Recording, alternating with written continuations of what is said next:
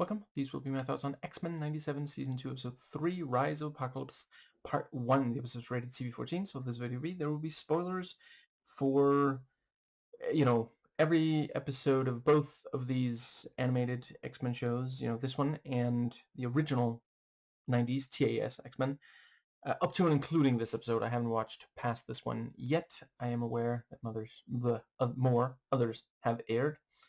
And, yeah. Another episode I absolutely love. Let's dive right in. So I quite like that I forget if this was also the case in the first two episodes of this season, but so in the first season, there was this intro.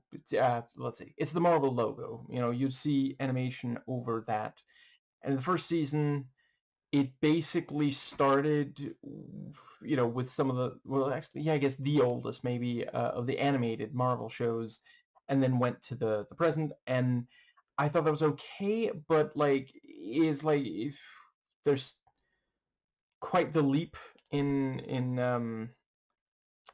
I don't know. I just didn't. Whereas now, I think it's all like very recent stuff, and specifically like Disney Plus Marvel animated stuff, and that just, I don't know, it flows better in my opinion. Um, I'm not criticizing the old cartoons. I appreciate that they had very little time, budget, and such, but seeing the leap between, these old Saturday morning cartoons and then these new shows with digital animation, much higher budgets, more time, and all of this stuff, I don't know. It just, I don't think it flows that well in the first season. Anyway, moving on. So I think this brings us nicely to let's see. Yeah, going directly into the episode. Yeah, very, very cool. Getting some more, you know, yeah, uh, um, not 1990s stuff.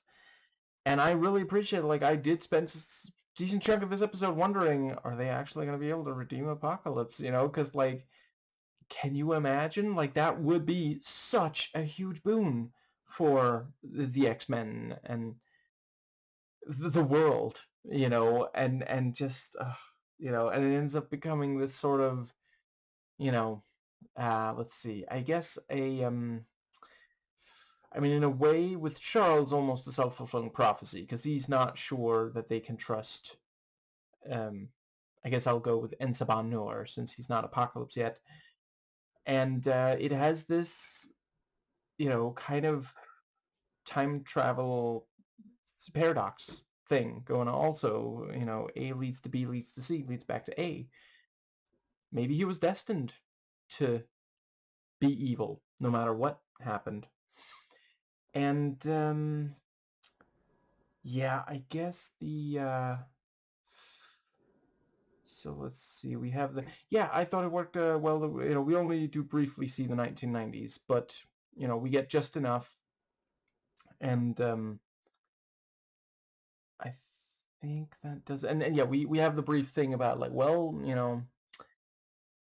Bishop is gonna try to get the other X-Men back, and by the end of the episode, he has reached them and throws the gauntlets. I think, if I had to guess, I think that they traveled in time just before the big beam hit, but I suppose that would also mean they don't fight Enzapon Nur more. Yeah, I'm not entirely sure. I mean, in this particular time. And I mean, even Enzapon Nur, like, that looked like a lot for even him to survive, and he wasn't even one of those bracelets to travel through time. So I guess that does bring us to yeah, it was fantastic, this the storming, very, very cool.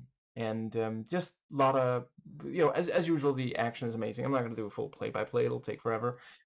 All of it is phenomenal. Every single action element. But some of my favorite stuff was when Enzaban Nur used those futuristic whips against those who were trying to use them. Man, can we just appreciate... I never realized C-3PO can be such a jerk. But yeah, so he's grabbing onto the ends of these whips and swinging around, so now it's a weapon he can use against them instead of vice versa. Wonderful, so cathartic.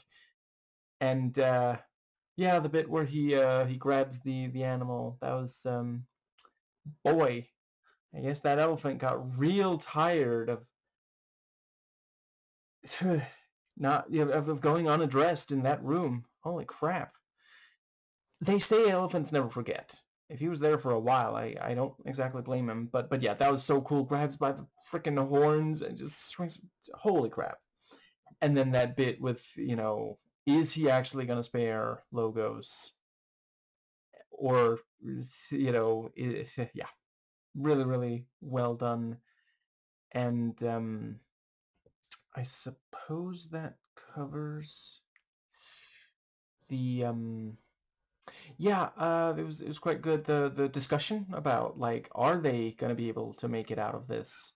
Or, what was Nightcrawler had some great line about, maybe fate is already toying with us. And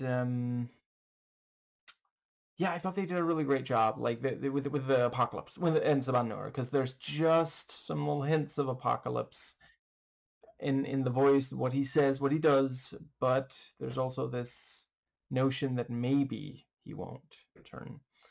And ultimately Beast can't quite work make the time travel thing work, and then later it was found because Baal doesn't trust them, and what are they gonna say? Like, yeah, they were caught, droid handed. So it is I suppose that does pretty much... I feel like there's at least one more thing I wanted to make absolutely certain that I say about this. The whole thing in Logos' mind was also awesome, and I can hardly wait to see more of what was, so, because yeah, Charles was not able to see everything. I suppose it's possible he saw everything that Logos knew for sure, but yeah, looking forward to finding out more. And yeah, super cool seeing Bishop, what did he say? Trying to use the reserves or something like that, and he blasts Apocalypse through the air through multiple supporting beams, which I'm just going to point out, for knocking down that many and it not falling down, maybe there were more emotional support beams at that point. And I suppose that pretty much the yeah, I the part where Magneto has to use his powers to stop Enzaban Nur from killing Logos, and that amazing line, "You are not your past, you are our future," and that is, so yeah, it's TV 14. It's important for 14, people aged 14 and up to know, like, listen, what you were does not have to be who you still are and what you become in the future. We all make choices, and yeah, and it's, Magneto at this point is the exact right person to be delivering this line, because, like, yes, it might have been a mistake for him to the way he's been handling Esteban, or, like, Charles obviously disagrees, but he's clearly trying. We also saw that in season 1, like, not all the time, but a decent chunk of it, he is trying to help, to do good, and yeah, I also love that they had him say the line, I may or may not have done the Leo pointing at screen meme, when he went, "You are a god among insects, never let anyone tell you different." And I suppose the yeah, I just gotta briefly mention it was obviously awesome to see Nightcrawler teleporting around and attacking again, and yeah, just fantastic stuff. Also, the part where Enzabando took on a bunch of those golden robots, that was really great. And I mean, I will say for sure, sparing Logos was the logosical thing to do. You know, makes more sense than yeah. But of course, Ball is not satisfied, and that's of course the thing. Like that, we spend a chunk of this episode just wondering: is he gonna listen to his old mentor or his new? This, yeah. Um, I guess that pretty much covers everything. Yeah. Looking forward to seeing. I guess. Well, let's see. I don't think it's gonna be a full week before next one, but several days at least. Not tomorrow. But yeah, that is. Oh, absolutely love that part where the mysterious voice inside, that Charles was facing. Oh, by the way, oh my, that part where he's being like pulled into like almost quicksand-ish. The what are those called again? Hourglass. Wow, that was holy crap. Very, very scary. And again, they push it as far as they can on the TV-14 rating. And but yeah, that part where the voice sort of identified itself, and the visual of him being, of Charles being almost smushed against rocks, and but yeah, he's like, I am the tide that goes in, the tide that goes out. Bill O'Reilly cannot explain that.